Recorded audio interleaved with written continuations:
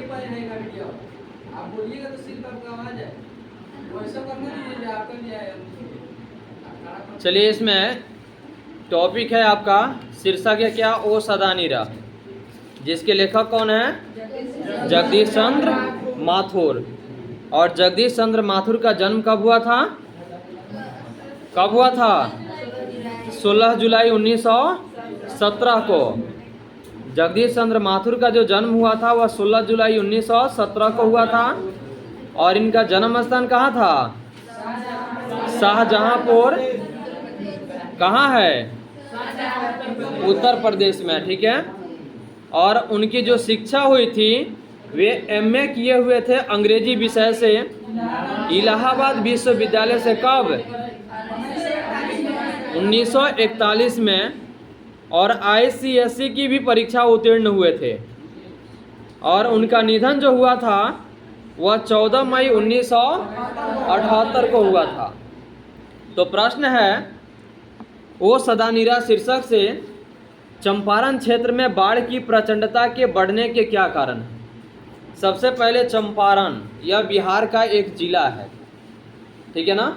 और सबसे पहले चंपारण से ही महात्मा गांधी द्वारा सभी सत्याग्रह आंदोलन की शुरुआत किया गया था, कब, 1917 में। तो यह चंपारण क्षेत्र में बाढ़ समझते हैं ना, बाढ़ की स्थिति का मतलब होता है किसी भी क्षेत्र में जब बाढ़ की स्थिति सबसे अधिक हो जाए, यानी कि वर्षा जब सबसे अधिक होता है तो उस क्षेत्र में बाढ़ की स्थिति सबसे अधिक बन जाती है, ठीक है। तो यह प्रश्न है, चंपारण क्षेत्र में बाढ़ की प्रचंडता का मतलब होता है बाढ़ की बढ़ती हुई स्थिति, जो कि बिहार का शोक अगर कहा जाता है तो कोसी नदी को कहा जाता है। और यह इतना विभीषिका लेकर के आती है बरसात के दिनों में कि चारों तरफ पूरी जलमग्न ही बना दिया करती है। तो इसमें प्रश्न जो है,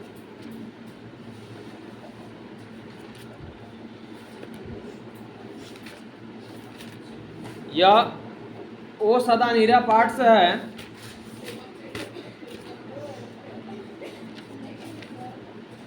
चंपारण क्षेत्र में, तो देखिए चंपारण क्षेत्र में बाढ़ का पुराना संबंध होने से यहाँ की भौगोलिक स्थिति समझते हैं ना, यानी कि अपने आसपास की वातावरण वाली स्थिति।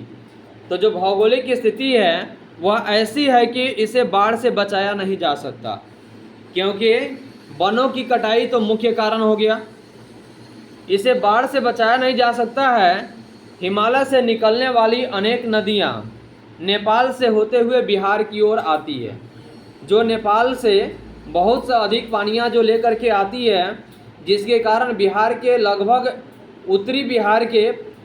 उत्तरी और पूर्वी बिहार के कुछ ऐसा क्षेत्र है जो कि बाढ़ की स्थिति में भयंकर तूफान लाती है। और यह आने का सबसे मुख्य कारण है कोसी नदी, जो कि नेपाल के कुशहा तटबंध के टूटने के बाद में कोसी नदी से जब पानी निकल कर के आती है तो बिहार में एक विकराल रूप धारण कर लेती है, जिसके कारण बरसात के दिनों में काफ़ी अधिक मात्रा में पानी भर जाती है और लोगों का जनजीवन जो होता है वह तबाह हो जाता है। मनुष्य तो उसे व्याकुल होते ही हैं, लेकिन मनुष्य के साथ साथ जीव जंतु भी उसे तबाह हो जाता है। तो यह स्रोत ताज़ा जल के वरदान भी हो सकता है, लेकिन बरसात में ऐसी नदियां जो परेशानी का कारण भी बन रही है। कोसी एक ऐसी नदी है जो अपनी चंचल धारा की कहर ढाती रही है। और चंपारण क्षेत्र में बाढ़ की प्रचंडता के बढ़ने के महत्वपूर्ण कारण अत्यधिक संख्या में वनों की कटाई करना है, क्योंकि वन जो है वह क्या करती है, मिट्टी को जकड़े रहती है। और मिट्टी को जकड़े रहने से समस्या ये बन जाता है कि पानी के तेज बहाव अगर पड़ता है तो मिट्टी का कटाव नहीं होता है, लेकिन वनों की कटाई अधिक संख्या में हो जाने से पास वाली जो मिट्टी है, जो जड़ को, पेड़ जो अपने जड़ों से उसको पकड़े रहती है, वह मिट्टी कट जाती है, जिसकी वजह से बिहार में चारों तरफ जल ही जलमग्न हो जाता है, जिसकी वजह से बिहार में एक भयंकर स्थिति उत्पन्न हो जाती है। समझ में आ गया। अगला प्रश्न है आपका, इतिहास की कीमियाई प्रक्रिया का आशय क्या है। ठीक है, तो इतिहास की कीमियाई प्रक्रिया का आशय चंपारण के इतिहास में अनेक संस्कृतियों को समेटने से है। यानी कि भारत की जो संस्कृति है उसको एक साथ समेटने से है, एक साथ उसको मिला करके चलने से है, क्योंकि इसका शाब्दिक अर्थ रासायनिक प्रक्रिया है जिसका विशेष अर्थ भिन्न यानी विभिन्न रक्त समूह का परस्पर सम्मेलन होना। इसे प्रकारांतर में रासायनिक मिश्रण प्रक्रिया भी कहा जा सकता है। यहाँ बसने वाले लोगों में परस्पर वैवाहिक संबंध स्थापित होते रहते हैं। यानी कि हमारे देश में इतिहास का मतलब हो गया कि जिससे हमें भविष्य की बीते हुए समय की जानकारी हमें जिन स्रोतों से प्राप्त होती है उसको हम क्या कहते हैं, इतिहास कहते हैं। अगर यह इतिहास अगर हमें सही ढंग से यह नहीं बताए तो शायद हमें इस चीज़ के बारे में जानकारी नहीं होगी कि हमारे पूर्वजों के द्वारा कौन कौन सी नीतियों को अपनाई गई है। अगला प्रश्न है, धांगड़ शब्द का अर्थ क्या है?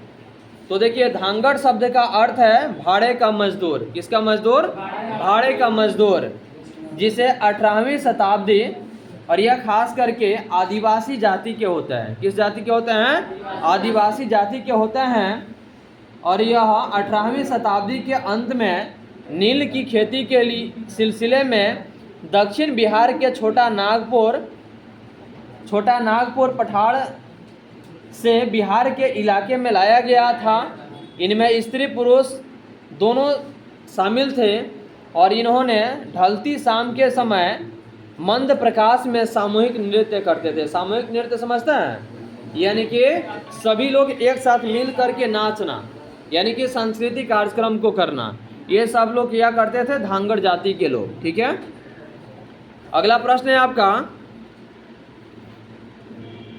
थारुओं की कला का परिचय पाठ के आधार पर देना है। तो देखिए, थारुओं की कला एक अनुपम है जो दैनिक जिंदगी का अंग है। किसका अंग है? दैनिक जिंदगी। दैनिक माने रोज की जिंदगी, यानी कि रोज के जीवन का एक अंग है। और यह धान पात्र सिंह का बनाया जाता है। धान पात्र मतलब कि जो बर्तन जो बनता था ना, वह सिंह पात्र का बनाया जाता था, जो आकर्षक रंग और डिजाइन में होता है। और उनके गृह सामानों में अनेक कला और उनकी सौंदर्य यानी सुंदरता की कला भी उसमें झलकती है। धवल, सिख और बीज विशेष से बनाए जाने वाले आभूषण उनकी संस्कृति की झलक दिखाते हैं, जिनका उदाहरण नववधू के अपने प्रियतम को कलेऊ करने के संबंध में झंकृत होने